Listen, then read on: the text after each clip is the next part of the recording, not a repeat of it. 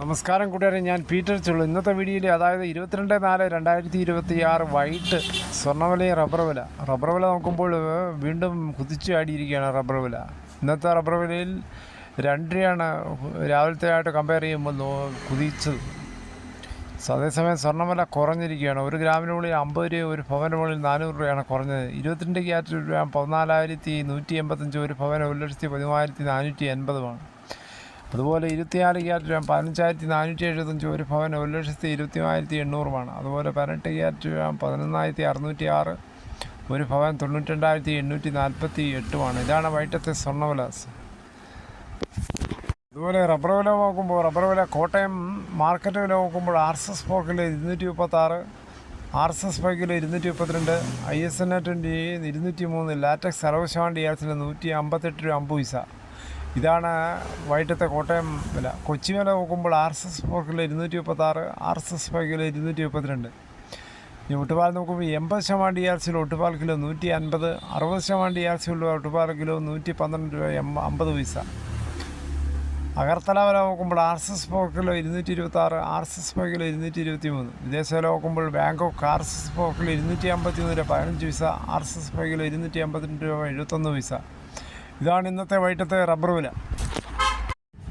എന്തായാലും തൃശ്ശൂരുണ്ടായ വെടിക്കെട്ട് അപകടത്തിൽ മരിച്ചവരുടെ കുടുംബങ്ങൾക്ക് സഹായം പ്രഖ്യാപിച്ച് കല്യാൺ ജുവലേഴ്സ് കല്യാണരാമനും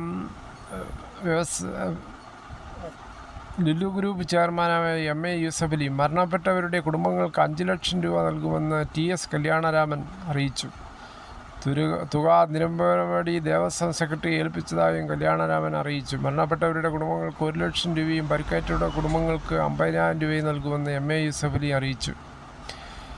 അപകടത്തെ സവിശേഷ ദുരന്തമായി കഴിഞ്ഞ ദിവസം ചേർന്ന മന്ത്രിസഭാ യോഗം പ്രഖ്യാപിച്ചിരുന്നു. സ്ഫോടനം സംബന്ധിച്ച് ജുഡീഷ്യൽ അന്വേഷണം പ്രഖ്യാപിച്ചു. മരിച്ചവരുടെ ആശ്രിതർക്ക് 14 ലക്ഷം രൂപ അടിയന്തര ധനസഹായം അനുവദിക്കാൻ ഇന്ന് ചേർന്ന മന്ത്രിസഭാ യോഗത്തിൽ തീരുമാനിച്ചിരുന്നു. സംസ്ഥാന ദുരന്ത പ്രതികരണ നിധിയിൽ നിന്നും 4 ലക്ഷം രൂപയും മുഖ്യമന്ത്രിയുടെ ദുരിതാശ്വാസ നിധിയിൽ നിന്ന് 10 ലക്ഷം രൂപയും അനുവദിക്കാനാണ് തീരുമാനം.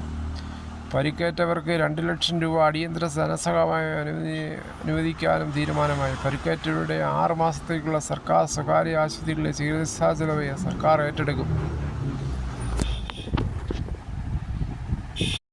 കടുത്ത ചൂടിനെ തുടർന്ന് ഉണക്കാനിട്ട വെടിമരുന്നിന് തീപിടിച്ചതാണ് അപകട കാരണമെന്നാണ് പ്രാഥമിക നിഗമനം.